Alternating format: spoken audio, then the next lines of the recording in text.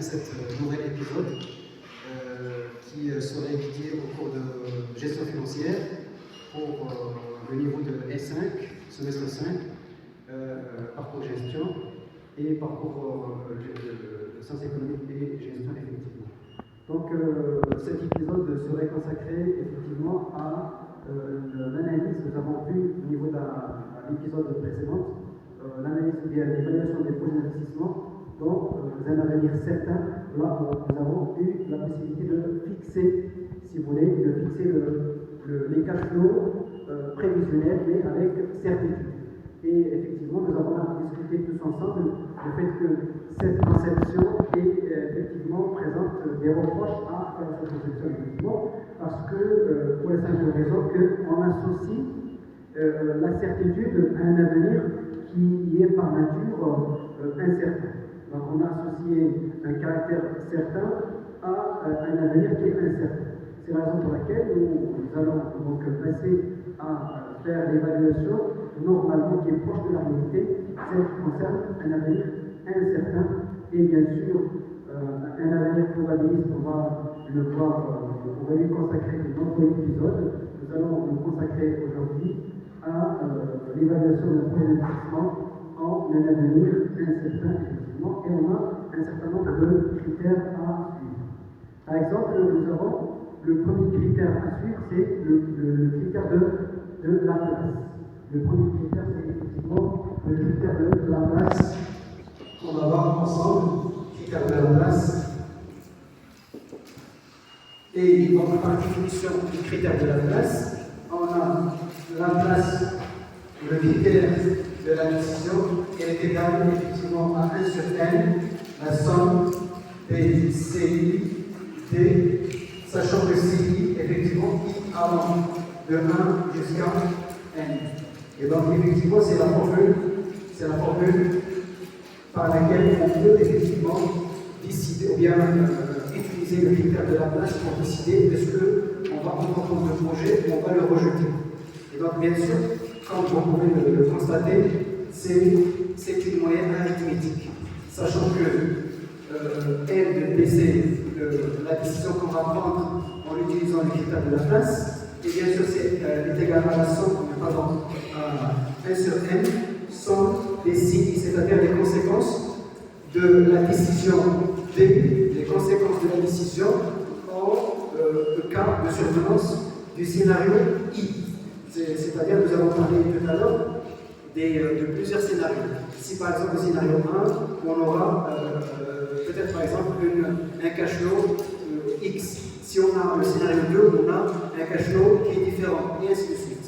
Donc, pour mieux comprendre, c'est une moyenne arithmétique. Pour mieux comprendre, s'il vous plaît, on va essayer de voir un exemple. On va essayer de voir un exemple. Soit 3 projets A, I, B et C. Donc, si on voudrait faire un exemple, soit 3 projets A et B et C, donc les rentabilités, donc les taux de rentabilité par scénario sont. Donc on va tracer un tableau qui va présenter les taux de rentabilité suivant les scénarios. Ça, c'est le projet. Bien sûr, on a le projet A, le projet B et le projet C. Et également ici, le scénario 1, scénario 2 et scénario 3. Vous savez, effectivement, les scénarios, on peut effectivement faire la différence entre des individus ou des entrepreneurs suivant le niveau de pessimisme et d'optimisme de chacun, qui est bien sûr également en fonction de leur personnalité. D'accord? Et donc chacun de nous a un niveau d'aversion au risque. Plus le niveau d'aversion au risque est élevé, et plus on a un peu donc, de réticence pour entreprendre des projets. Moins l'aversion au risque est là, et plus on peut entreprendre, on peut justement confronter le risque à l'aise justement. Donc ça diffère d'un individu à un autre. Et donc effectivement, pour les taux de rentabilité, on peut effectivement avoir, donc j'ai au niveau de l'exercice, juste pour avoir les éléments nécessaires. Donc on a, excusez-moi, donc 10%, c'est pour le projet 1, 10% s'il s'agit du scénario 1, effectivement 20% comme taux de rentabilité et 30% pour le scénario 3. C'est-à-dire, autrement dit, on a un taux de rentabilité de 10% si on entreprend le projet A et si le scénario 1 est survenu. On a un taux de 20% si on entreprend le projet A, mais avec le scénario 2 qui est survenu. Et ainsi de suite. Donc pour le projet B, on a 4, 25, 30, 4, 25, 30, et pour le projet C, 5, 15 et 50. 5, 15 et 50%. Très bien. Donc ici, si je voudrais utiliser le critère de la place pour parler, bien anticiper qui de ces projets, bien lequel de ces projets-là je vais entreprendre. Donc je vais voir lequel qui a le critère de la place le plus élevé. Et donc bien sûr le critère de la place, en activant la formule de calcul L de B, donc c'est la somme, c'est la moyenne arithmétique de chacun des taux de rentabilité suivant les scénarios. Et donc pour le premier projet c'est 10 plus 20 plus 30 sur 3, c'est 20. C'est la moyenne de tous ces éléments, c'est la moyenne. Si je voudrais calculer la moyenne de ce sont décennies, c'est-à-dire que c'est la moyenne de la somme sur le nombre de scénarios qui existent. Donc la somme sur 3 c'est 20. Ici, faites le calcul s'il vous plaît. Donc j'aurai, oui, donc 29 plus 36 sur 3, 19,66. Très bien. Et puis, donc 20 plus 50, c'est 70 sur 3. Oui. Non. Donc 70 sur 3. 23,33. Très bien. Merci. Et donc, en utilisant le critère de la place, quel est le projet à retenir? Le projet qui aura le plus de le critère de la place le plus élevé. Et bien sûr, c'est le projet A que je vais entreprendre. Puis, c'est le projet C. C'est le projet C. Le projet C. Il a un critère de la place de 23. Donc le projet C, puis le projet A, et puis en fin de compte, c'est le projet B. D'accord? Donc si je voudrais choisir entre les trois, je vais choisir le projet C, parce que c'est lui qui a effectivement le critère de la place le plus élevé. On a un deuxième critère qui est le critère donc le deuxième critère, s'il vous plaît. Le deuxième critère, c'est le critère de Bernoulli. Le critère de Bernoulli, qui est exprimé effectivement Bernoulli de T égale, de la même manière, 1 sur n, sans cette fois-ci, je ne vais pas utiliser la fonction conséquence, ou bien les conséquences, mais je vais faire intégrer une fonction qui est égale à la fonction logarithmique. On va comprendre pourquoi on intègre la fonction logarithmique b, ci, b, i allant de 1 jusqu'à n effectivement. Donc c'est la formule.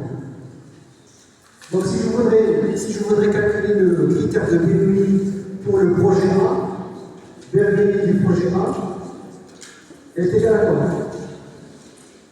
1 sur 3 et la somme que multiplie 1 sur 3 fois la somme des logarithmes des conséquences. Et donc le logarithme de quoi?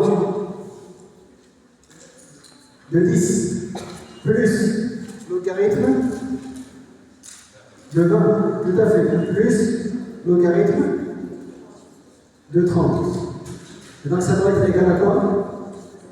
1 sur 3 logarithme de 10 fois 20 fois 30, c'est le logarithme de 6000.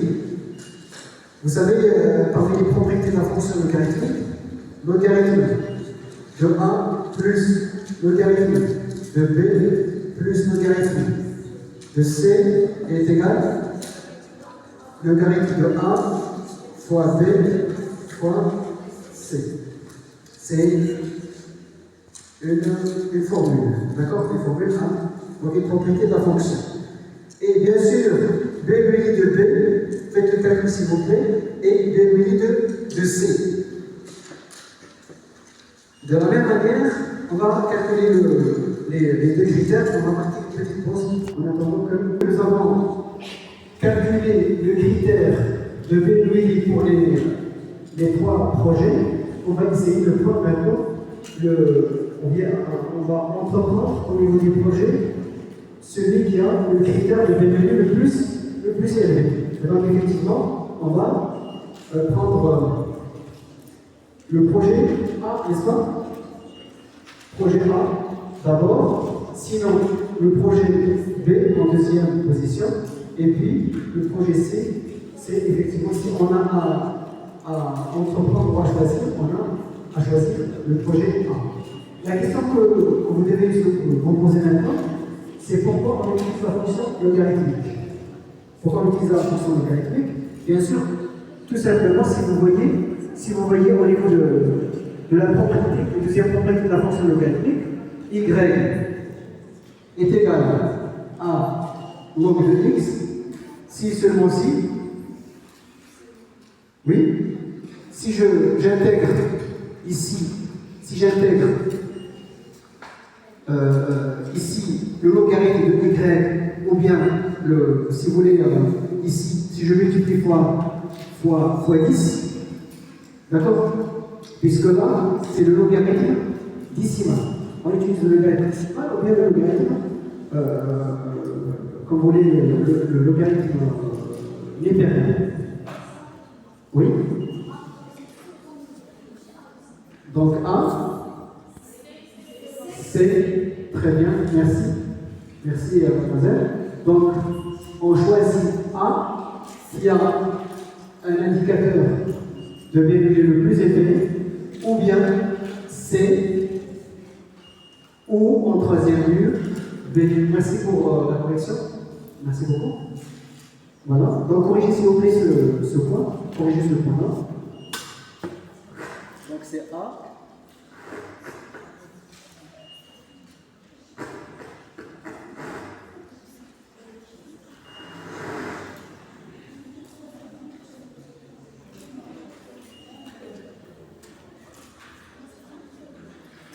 Revenons s'il vous plaît à cette formule. Revenons à la formule. Donc dans ce cas-là, x est égal à 10 à la puissance y. Tout à fait. Donc qu'est-ce que nous avons? Par exemple, si je voulais écrire logarithme de 10 à la puissance 3 est égal à quoi? Logarithme de 10 à la puissance 3, c'est 3. Et donc, c'est comme si j'écris logarithme de 1000 égale à 3. Et donc, effectivement, la fonction logarithmique, il sert à faire quoi? Il sert à réduire l'ampleur des grands nombres. Au lieu d'avoir l'analyse sur 1000, j'ai l'analyse sur seulement 3. Imaginez par exemple dans une recherche scientifique qui présente des nombres qui sont très importants. Par exemple, la capitalisation boursière, par exemple. Si j'ai des chiffres comme ça, logarithme, si j'ai des chiffres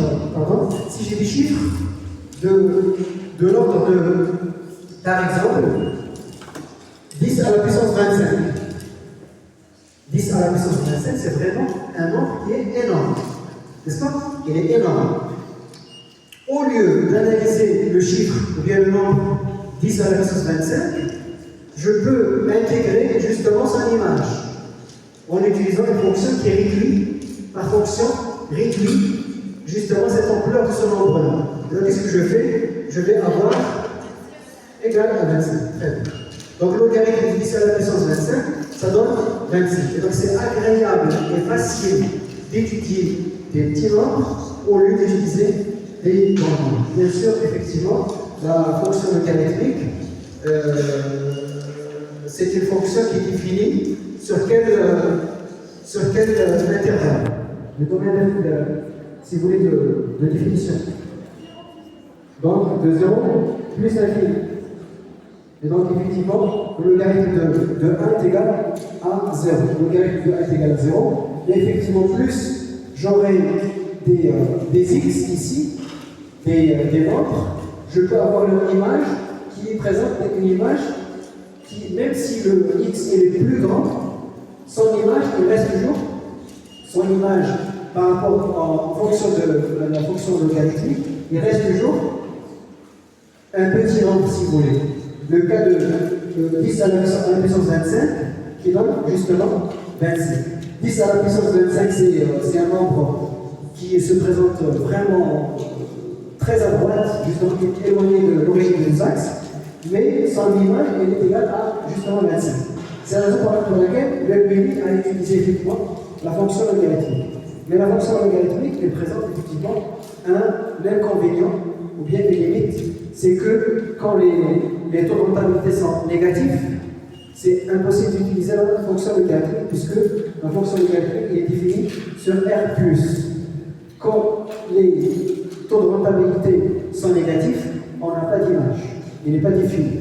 Donc c'est la raison pour laquelle, si on vous demande dans un exercice d'utiliser le critère de Bernoulli et que vous avez des taux de rentabilité qui sont négatifs, eh bien la réponse est c'est impossible. Il y a la possibilité d'utiliser le critère de Bernoulli. D'accord? On marque une petite pause pour passer au troisième critère d'évaluation d'un projet dans un avenir incertain, c'est le critère de Wald. Donc, troisième critère, c'est celui de Wald. Et bien sûr, le critère de Wald de la décision est égal, effectivement, c'est un critère qui présente le maximum des minimums. Donc, effectivement, on va trouver, effectivement, c'est le maximum de la fonction minimum des CI, D, bien sûr, I allant de 1 jusqu'à N. C'est-à-dire que je prends le minimum de chaque ligne, et je cherche le projet qui maximise les minimums. C'est-à-dire c'est le projet qui a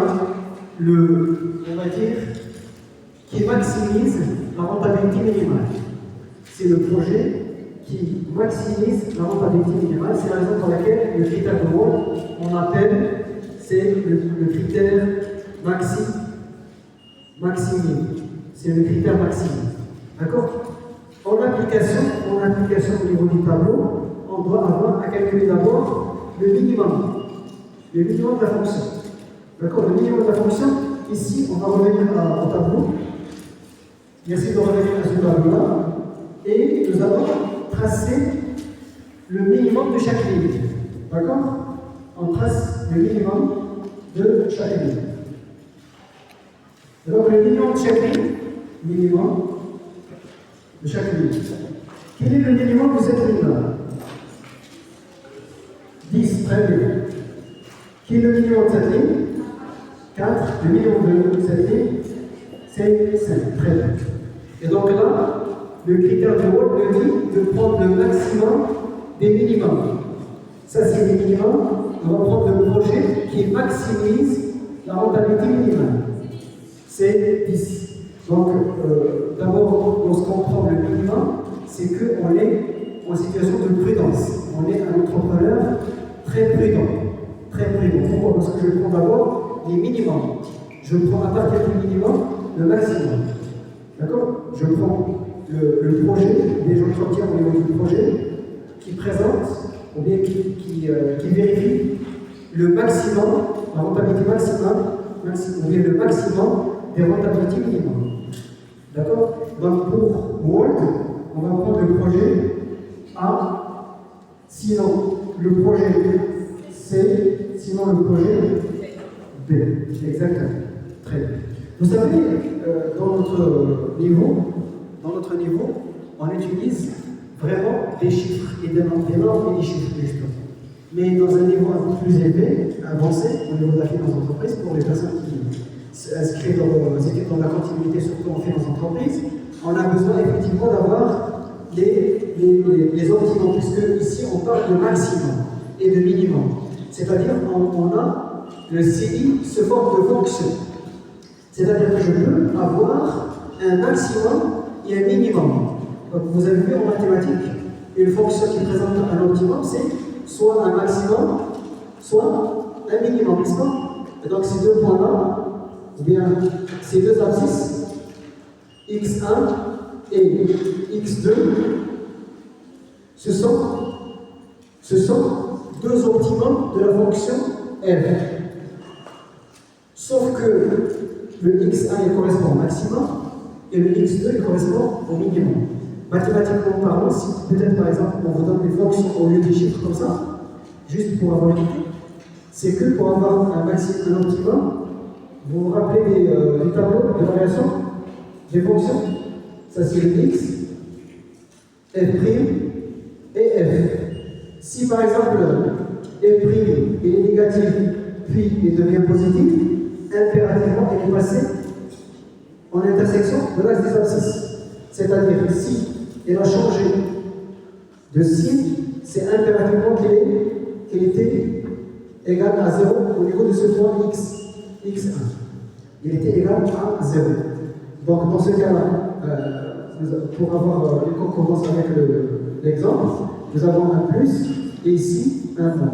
C'est-à-dire qu'il était croissante, puis il est devenu décroissant. Et donc ce point qui correspond à x1 correspond à quoi? Correspond à son maximum. Et donc, également, si par exemple il a changé également de signe, après x2, ça veut dire que la première dérivée, elle était nulle. Pourquoi? Parce qu'il a changé de signe. Et également, la fonction elle devient croissante. Et ce point-là, x2, il correspond à l'optimum, bien sûr. Pourquoi il correspond à l'optimum? Parce qu'il correspond au point qui annule la première dérivée. N'est-ce pas? Sauf que cet optimum est un maximum. Et cet optimum, c'est un minimum. Et donc, la condition du premier ordre pour parler de maximum, c'est qu'on doit avoir f' de x est égal à 0, qui annule la première dérivée. Mais pour parler de maximum ou de minimum, je dois passer à la condition du deuxième ordre. La condition du deuxième ordre dit que si je passe à la dérivée seconde, si la dérivée seconde de x il est supérieur à 0, on va dire que le point il est de x1, le point est un minimum. Si la deuxième dérivée de x, donc dans notre cas, pour avoir donc x1 est un maximum, donc un dérivé x2, x1 inférieur à 0, donc x1 est un maximum. Donc si je calcule la deuxième dérivée de x1, je vais trouver qu'il est inférieur à 0. Si je calcule la deuxième dérivée de x2, je vais trouver qu'il est supérieur à 0, donc c'est un minimum. Donc ça c'est pour des études un peu avancées en finance. Là on utilise un peu la finance appliquée, les mathématiques appliquées à la finance. D'accord? Mais pour notre niveau, nous allons avoir juste des chiffres pour avoir le minimum. Il est très clair d'avoir le minimum au niveau de ce tableau. Mais c'est un peu difficile s'il s'agit de fonctions. Si les conséquences sont sous forme de fonctions où x est variable, là on a besoin de calculer la première dérivée, la deuxième dérivée, pour effectivement dire est-ce que c'est un maximum ou c'est un minimum. D'accord? Très bien. Donc c'est pour le critère de Wall, effectivement, la réponse est donc faite. Donc on retient le projet A, sinon le projet C, sinon le projet B. On marque aussi une pause. L'évaluation des projets d'investissement dans un avenir incertain. Il s'agit du quatrième critère, le critère de Dulwich.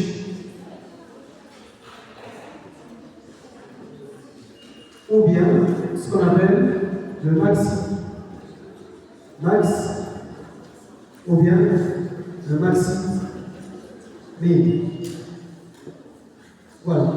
Donc le critère de Dulwich, effectivement, prend l'hypothèse que chaque entrepreneur, on lui associe un coefficient qui mesure son degré de pessimisme ou d'optimisme.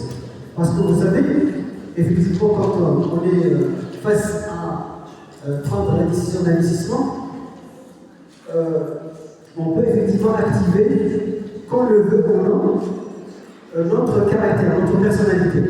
On peut être pessimiste comme on peut être optimiste, d'accord, par rapport à la décision d'entreprendre.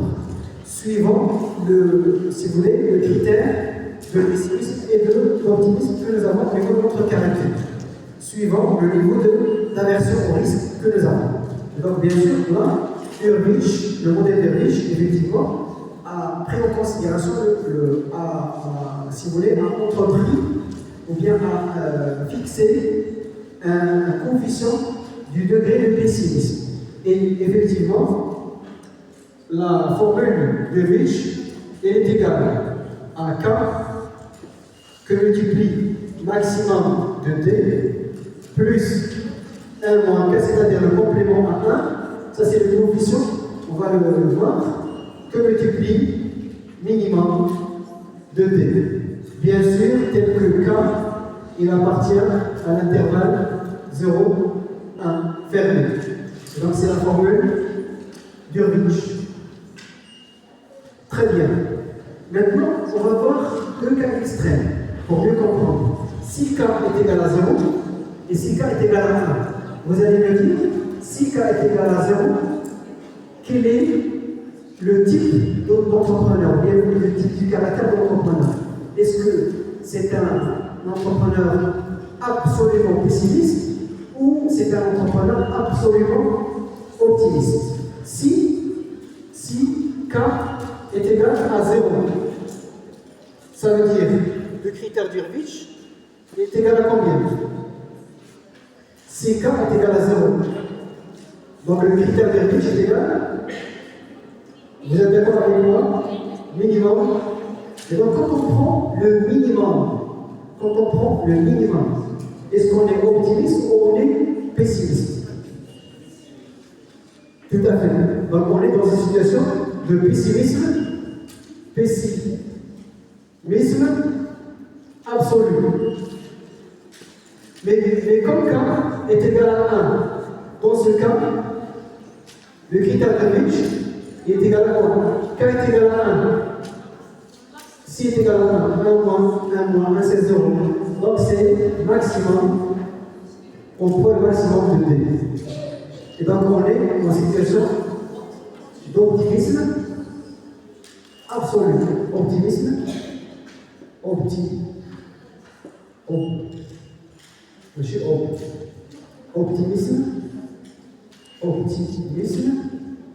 absolu.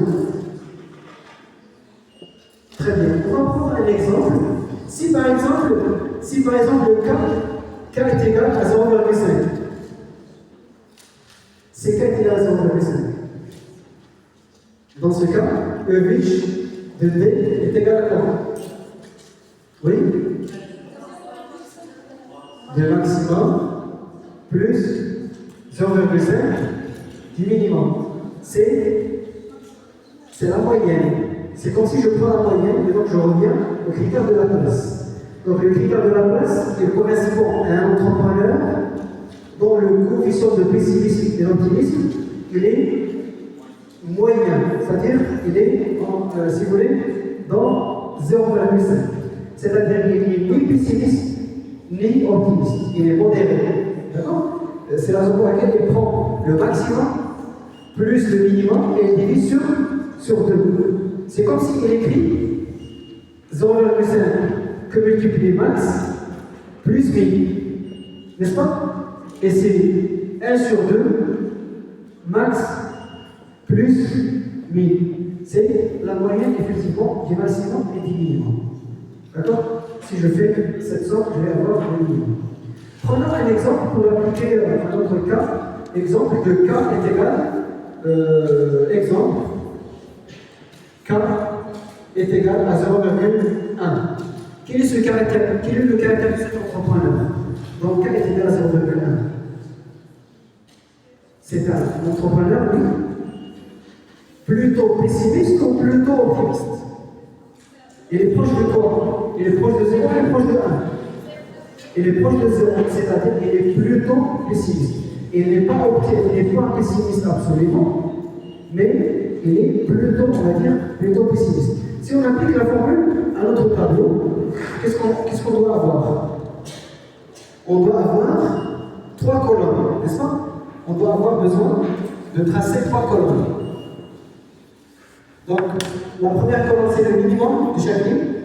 On a besoin également de quoi? Très bien, le maximum de chaque ligne par ligne. Et puis, une fiche de T avec un K est égal à combien? Allez-y, donc pour les minimums, nous les avons déjà fait. Pour le maximum de ce projet, c'est 30, très bien. Le maximum du deuxième projet et le maximum du troisième projet, c'est très bien. Maintenant, si je vous demande de calculer le critère Hurwitz du projet A, comment vous allez faire?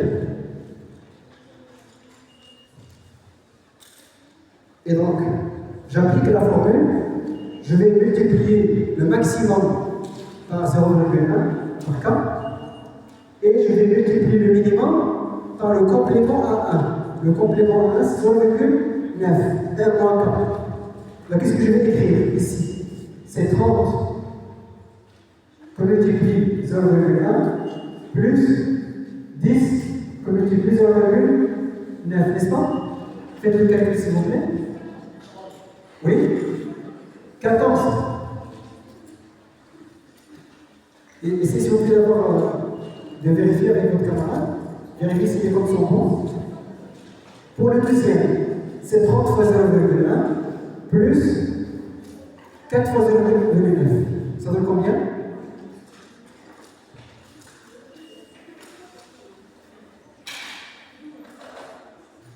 Donc j'ai déjà le calcul. Je l'ai déjà fait. Oui? 27, oui? 24. Ensuite, ici. Oui? Oui?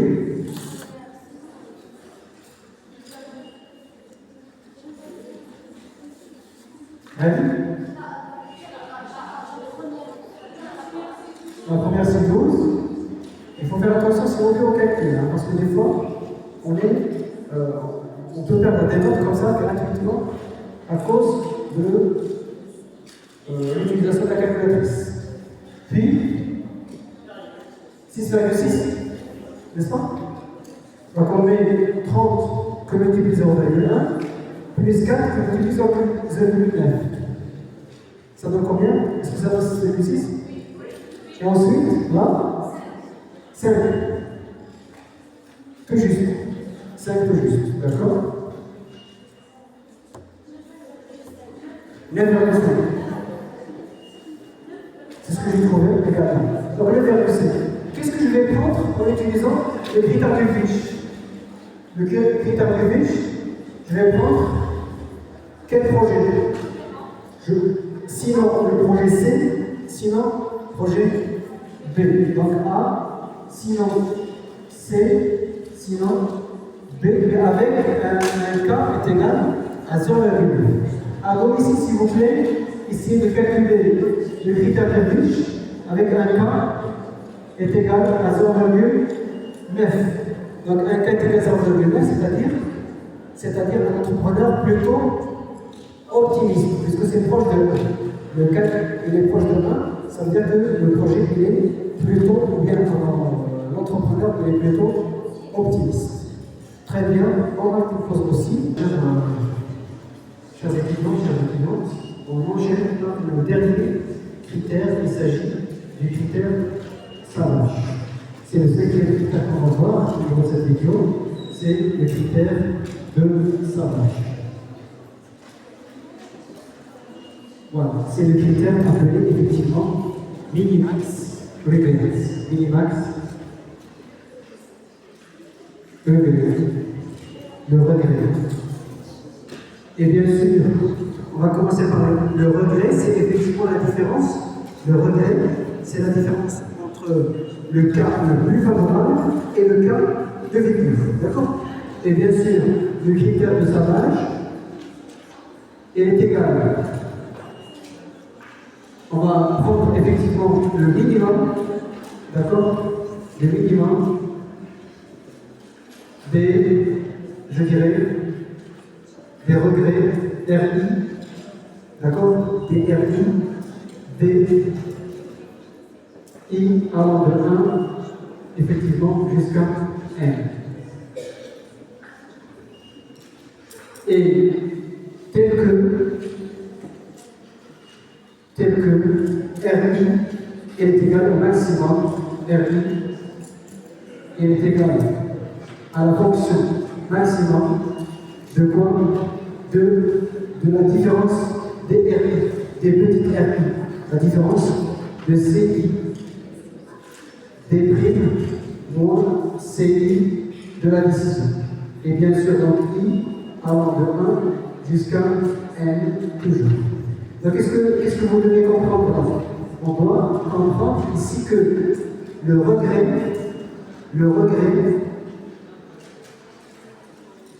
il est égal à la différence entre la rentabilité du cas le plus favorable, cas favorable,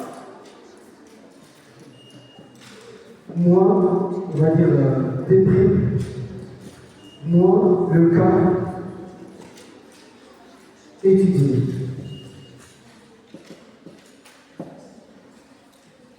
Donc on va essayer de voir d'abord, on va calculer d'abord les regrets. Calculons d'abord les regrets pour chaque scénario. Donc on a besoin de tracer un autre tableau très vite, on va le faire très vite.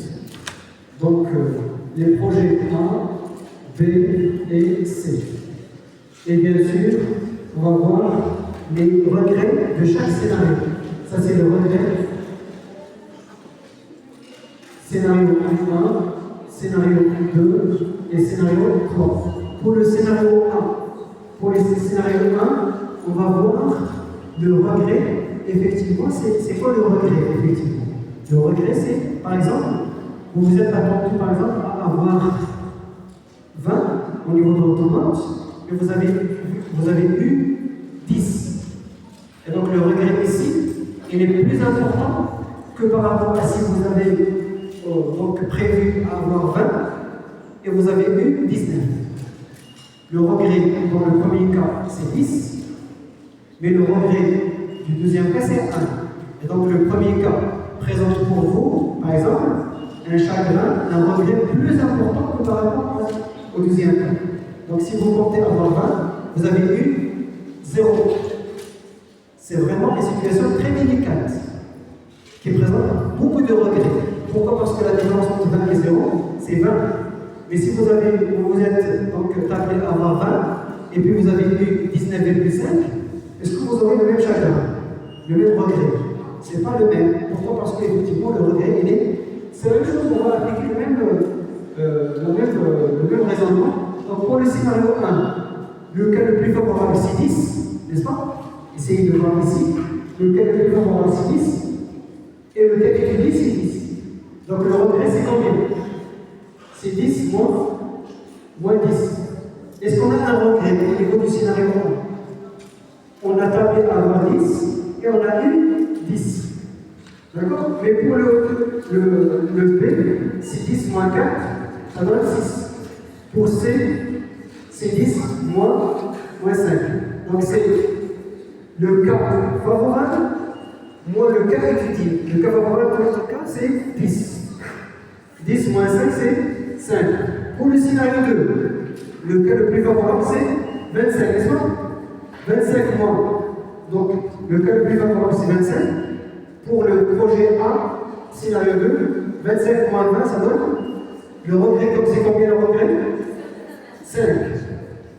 L'autre, c'est 25 moins 25, c'est 0. Puis 25 moins 15, c'est 10, n'est-ce pas?